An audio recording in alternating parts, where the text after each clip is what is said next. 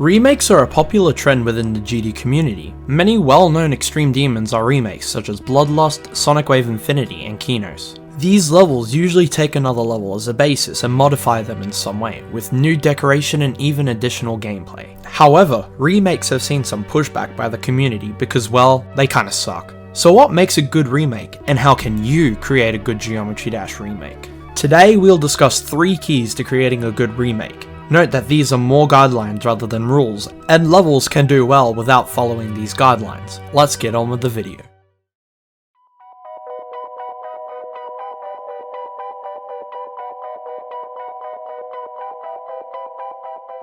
Firstly, a remake should resemble the original level. Remakes usually touch old levels, significant or not. This means that the decoration elements of the original level may not hold up to today's standards. Despite that, they are part of the identity of the original level, so deviating too much from it effectively creates a standalone level with no charm. Contrastingly, remakes that borrow the original's aesthetic are often more charming and impactful. A good example of this would be Rearmed by Kamal, a remake of his own level, Unarmed. While Rearmed stands on its own as a clean 2.0 design level, its close resemblance to Unarmed makes it feel like a journey through both levels simultaneously. This is partially why remakes like Real Vet's Silent Clubstep get a lot of hate. Deviating too far from the original's decoration style loses too much of the original's charm. Secondly, the remake must improve where the original level falls flat. Not all levels are perfect, and even the most revered community levels have flaws. Perhaps the gameplay is a bit too unbalanced, the decoration is a bit too bland, etc. Either way, patching up these issues strengthens the remake and justifies the existence of the remake.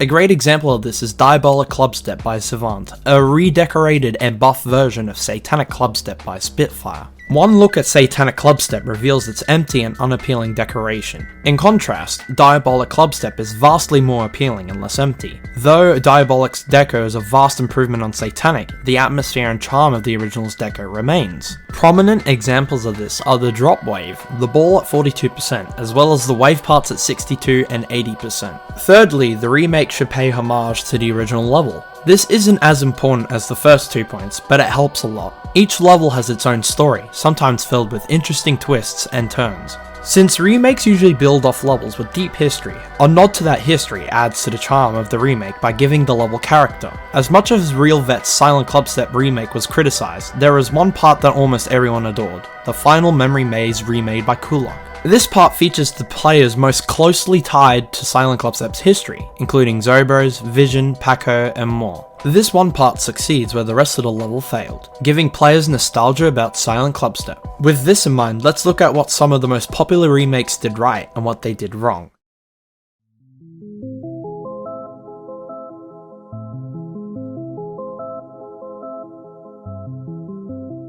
The first example is Bloodlust by Mannix and more, widely regarded as a great remake of Bloodbath by Riot and more. Bloodbath is one of the most seminal hell-themed levels, and Bloodlust takes the hell theme up a notch. Its decoration style deviates heavily from Bloodbath but keeps the same colour palette. Though the two are less similar decoration-wise, Bloodlust makes up for that in terms of difficulty. Both Bloodlust and Bloodbath are former top ones that brought the game to a new era of difficulty. These factors make Bloodlust a generally well-regarded level. On the flip side, we have Sonic Wave Infinity by AP Team, the poster child for bad remakes. While the level's decoration is competently made, it strays too far from the 9 Circles theme that made Sonic Wave so iconic. In contrast to the simple but somewhat effective decoration of the original level, Sonic Wave Infinity is a core-filled mess that overwhelms the viewer. Regarding tributes, there's basically none. The only thing that can be considered a tribute is the Michigan text over a triple spike, which is not a tribute to the original level at all. While Sonic Wave is one of the most legendary top ones of all time, Sonic Wave Infinity originally placed at number 3, briefly being moved to number 2.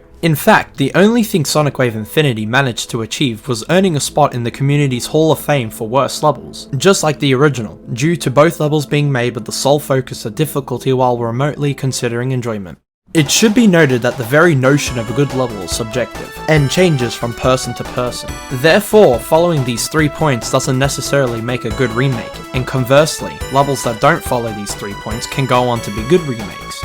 These points were formulated based on community discussions surrounding the vast collection of remakes. If you have any other ideas on what makes a good remake, feel free to leave them in the comments. Thanks for watching, and we hope to see you in the next video.